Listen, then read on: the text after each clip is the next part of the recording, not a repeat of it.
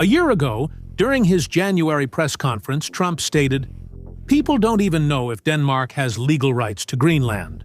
But if they do, then Denmark should give them up, because we need Greenland to ensure national security and to protect the free world." The president became extremely active and sent his son, Donald Trump Jr., to Greenland for negotiations. Donald Trump Jr. and my representatives from the Republican Party landed in Greenland, and the reception was excellent. They and the entire free world need security, protection, strength, and peace. "This deal must happen. Let's make Greenland great again," commented Donald Trump on the results of his son's visit. He claims the United States must control part of Greenland to protect both its own and global security. Well, in 2026, the situation around Greenland triggered truly tectonic shifts in global politics. We'll discuss that in more detail near the end of the episode. On social media, this was called a struggle for the Arctic shelf, which has been discussed for the past 20 years,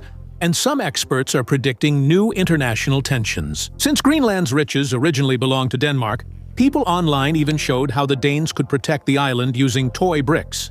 Lego. Greenland is not actually an independent country. It is an autonomous territory within Denmark, but it has its own constitution and government. The area of the island is just over 2 million square kilometers, which is about a third of Australia or 2 Alaskas, and the total length of Greenland's coastline is about 39,000 kilometers. That's almost as long as the equator. About 4/5 of the island's surface is covered by ice, with an average thickness of 1.5 kilometers. Meticulous environmentalists have calculated that if all this ice melts, the global sea level will rise by 7 meters, which would lead to a catastrophe on a planetary scale. As for how long this land has been a kingdom of ice, the question is not as simple as it seems. Adam Aliari, a 17th-century German traveler and geographer, describes Greenland in his book, Travels of the Holstein Embassy to Muscovy and Persia. As late as 1389, Greenland had almost no ice or snow. Icelandic and Norwegian ships sailed there freely. They landed easily and conducted trade. This is confirmed by the Italian philosopher of the late 15th century, Giovanni Pontano, who collected numerous accounts from sailors of his time about Greenland. He claimed that sailing to the flourishing paradise-like land of Greenland posed no difficulty at all. Numerous bays convenient for navigation, routes perfected over centuries, vast forests and blooming fields, warmth, and a complete absence of ice.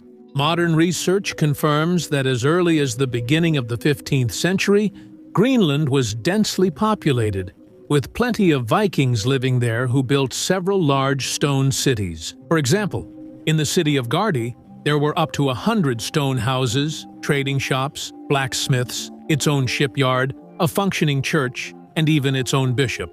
The last reliable event, a report about the voyage and return of trading ships from Greenland, reached us from the year 1410. That is, still in the 15th century. Greenland still lives up to its name as the Green Land. It's all covered in greenery, developing and thriving. But already in the 16th century, many sailors passing by Greenland began to send alarming reports that its shores, because of the massive ice, had become so inaccessible that it was impossible even to dock at the coast. In 1586 ships sent by the King of Denmark were unable to approach the coast of Greenland because of thick ice hundreds of meters wide. It turns out that in just a few decades, Greenland became covered with a thick layer of ice. By the way, the thickness of Greenland's ice sheet is almost equal to that of Antarctica and reaches over 3 kilometers, while Greenland's ice cover formed in just about 50 years, and Antarctica's, according to the official version, took 30 to 35 million years. This raises questions for many researchers, especially since there are records of abrupt climate change that clearly describe the catastrophic onset of the so-called Little Ice Age at the beginning of the 16th century. Here is one example. The Melk Annals of the 15th and 16th centuries, compiled based on the events of the history of the Frankish state and the Holy Roman Empire, were written in the Benedictine monastery in the Austrian city of Melk on the Danube. So, the year 1502. That year, there was a severe flood, which began on the eve of the Assumption of Mary and lasted for almost 10 days. In all the towns and castles along the Danube, the streams of water overflowed so abundantly that they became suitable for navigation.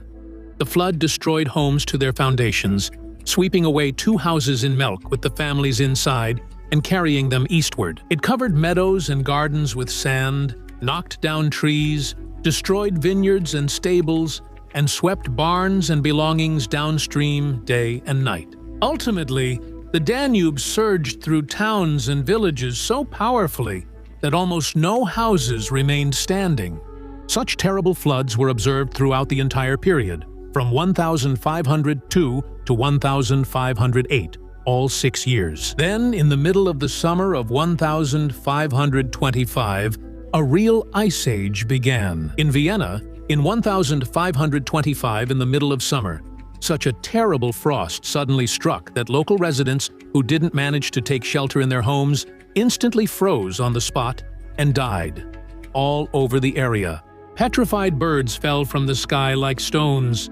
Life in cities and villages stopped for several months, and a huge number of people literally died from the cold. For many years, nearly all animal life vanished from Europe. That same year, the Danube froze so solidly that people, riders, carts, and wagons could cross it freely. All wells and water sources froze so much that it was impossible to draw water from them.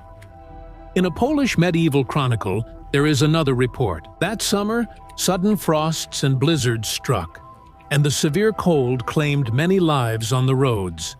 Both poor people and merchants died. Roman chronicles from 1525 also mention this. That year, in the summer, a terrible cold suddenly struck Rome. All the surrounding lands were quickly covered with snow and ice, and many people and livestock died from the severe cold. Almost all European medieval chronicles from the year 1525 mention an unexpected terrible frost and widespread death from the cold. And in the following years, there was a sharp drop in temperature in many regions of Europe. It was from this year that winter became harsher. Here is a quote from the Notes on Muscovy by Sigismund Herberstein. In the years 1525 and 1526, the severe frosts caused the ground to crack from the intense cold. It was so terribly cold that even water thrown into the air, or saliva from the mouth, would freeze before it hit the ground. All the trees died from the severe frost. Trees all over Russes turned black the following year, and the roads near Moscow were literally covered with the frozen bodies of people and animals. Of course, this is just one version, but this version is capturing the minds of more and more people. So we decided to offer it to you for analysis. The speed at which the ice cover is increasing also supports this version. Review this photo. It's often sensationalized with headlines like, "A 40,000-year-old device found in Antarctica." But it's actually in Greenland and dates to World War II, not ancient times. But the truth is, it was retrieved from a depth of 75 meters. Here's what happened. On July 15th, 1942, 6 P-38, Lightning fighters and 2 B-17 bombers were flying to Great Britain as part of Operation Bolero. But over Greenland, something happened.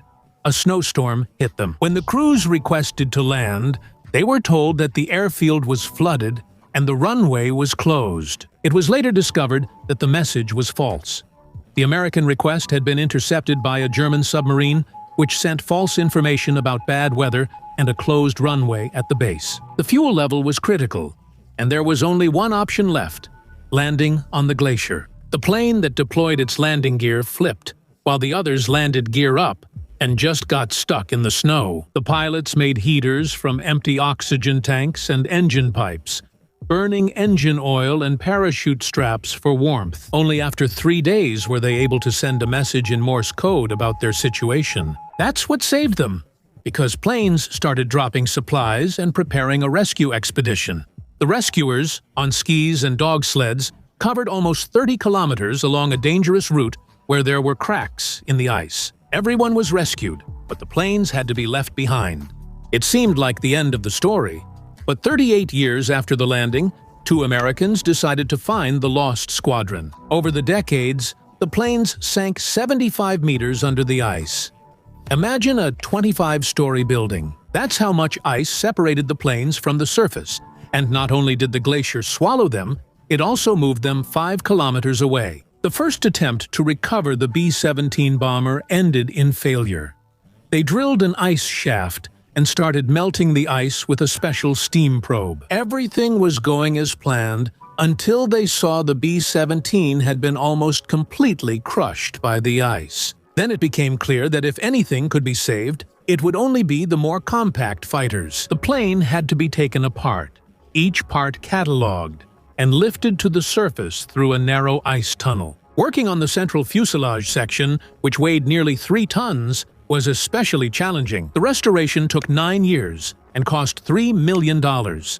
Many parts were restored, but some had to be made from scratch using the originals as templates. In 2002, the restored P-38 made its first flight, and in 2024, the aircraft was exhibited at the Aviation Museum in Texas.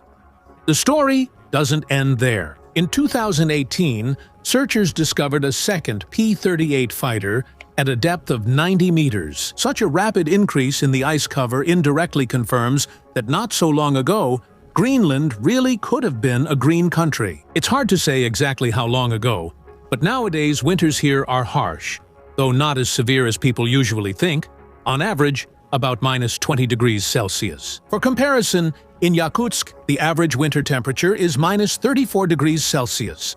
Summers in Greenland can sometimes be warm, with temperatures reaching up to 20 degrees Celsius in the south. Plus 6 degrees Celsius. Interestingly, the lost planes are not the only gifts that America left in this snowy kingdom. Iceworm was the code name for an operation that was another grand fantasy of the Pentagon. An Arctic under-ice base with nuclear missiles. Of course, negotiating with Denmark about nuclear deployment on Greenland's territory wasn't so easy, so the military disguised the base as Camp Century, a research center for studying climate change. Its construction began in 1959. The largest of the tunnels, Main Street, was almost 350 meters long, 8 meters wide, and 8.5 meters high. Branches extended from it, where residential cabins, a research laboratory, a church, a store, and even a barber shop were located. In one of these side alleys, they installed the most expensive part, a nuclear reactor costing almost $6 million. In total, almost $8 million was spent on building the Snow City, which, when converted to today's dollars, should be multiplied by 10. The work finished in 1960, but this was only a demo version of a full missile base. The military model showed the Iceworm project was impossible.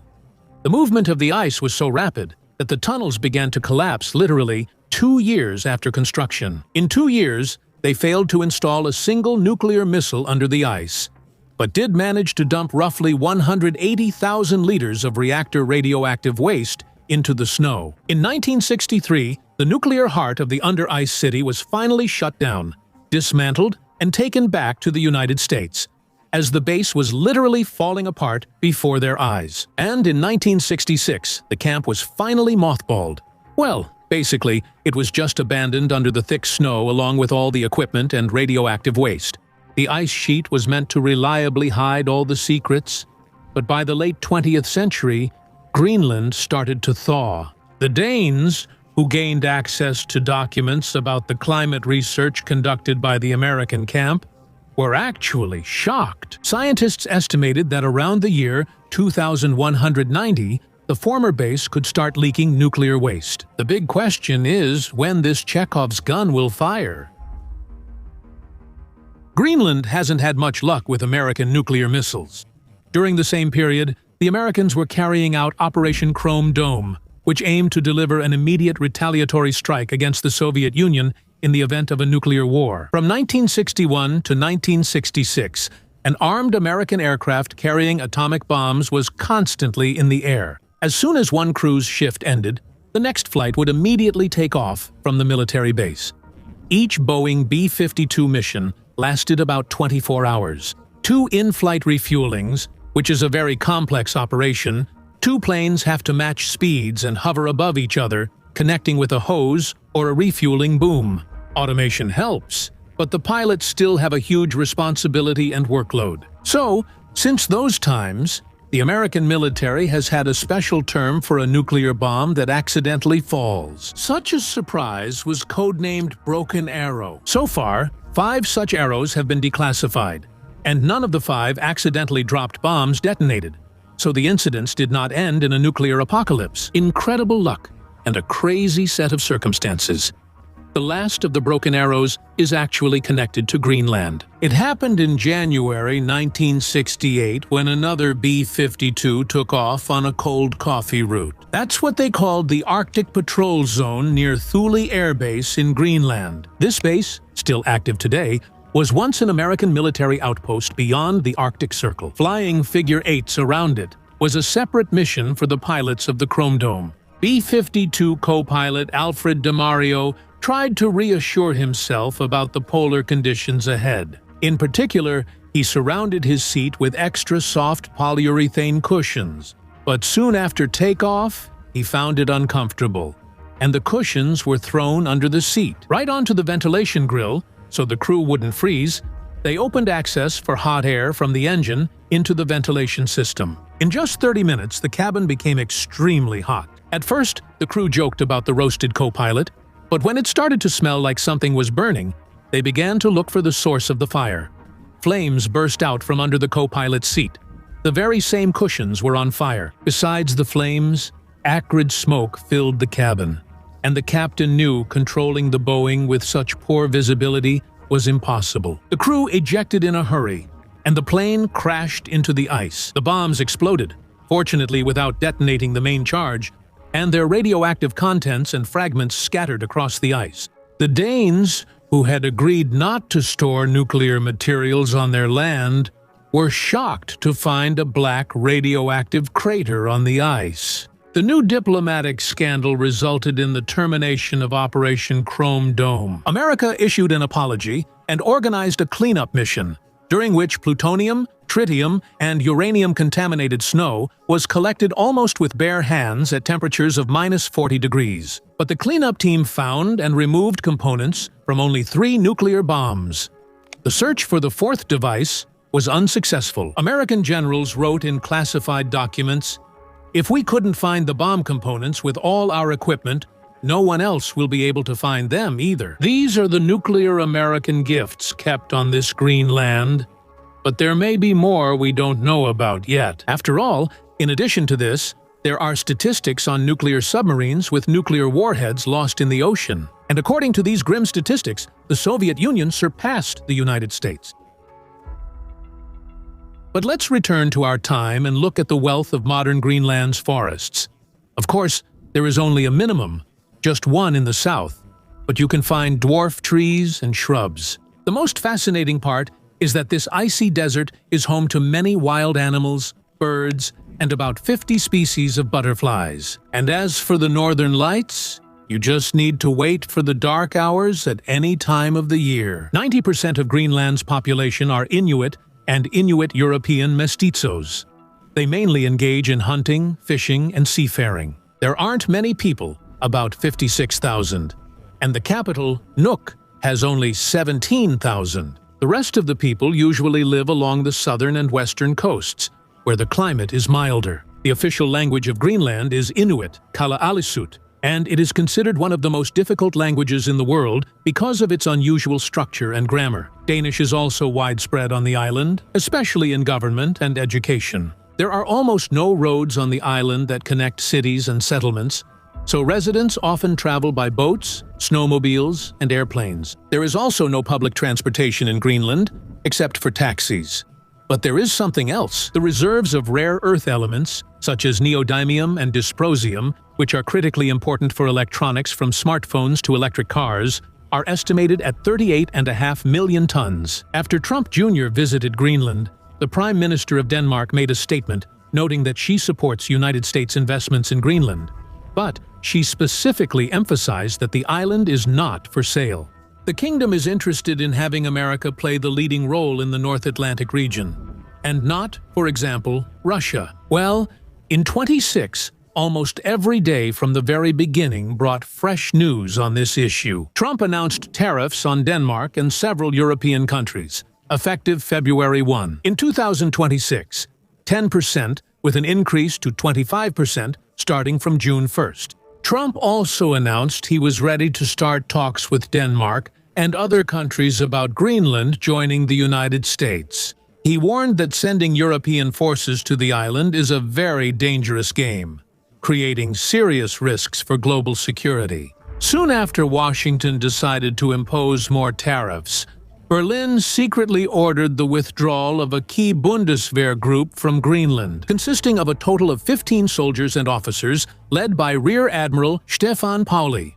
The Netherlands also hurried to announce the completion of their mission in Greenland, and the Eurocrats of the European Union began to consult about their response to the tariffs. One of the ways to exert influence is to activate the so-called anti-coercion instrument. This is a legal mechanism that removes any bureaucratic obstacles to retaliatory measures and allows for restrictions on foreign trade, investments, and participation in tenders. This instrument is also called a trade bazooka. It was developed after China tried to put pressure on Lithuania, which agreed in 2021 to open a Taiwanese government office, even though it formally supported the One China principle. Another way is to suspend the ratification of the European Union-United States trade agreement, which would basically start another round of a trade war.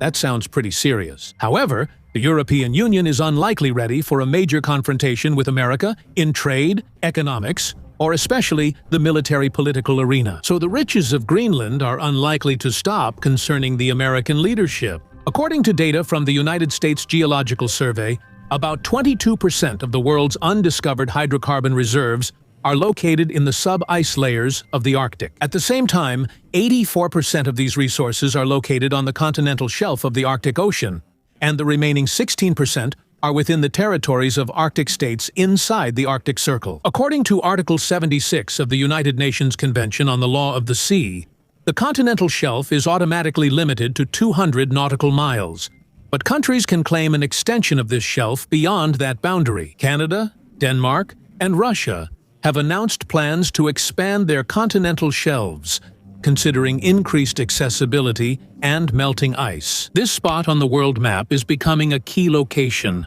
opening new sea routes, shortening travel between Europe and Asia, and enabling resource extraction from the shelf. Control of this region helps the United States boost its Arctic influence and counter China and Russia.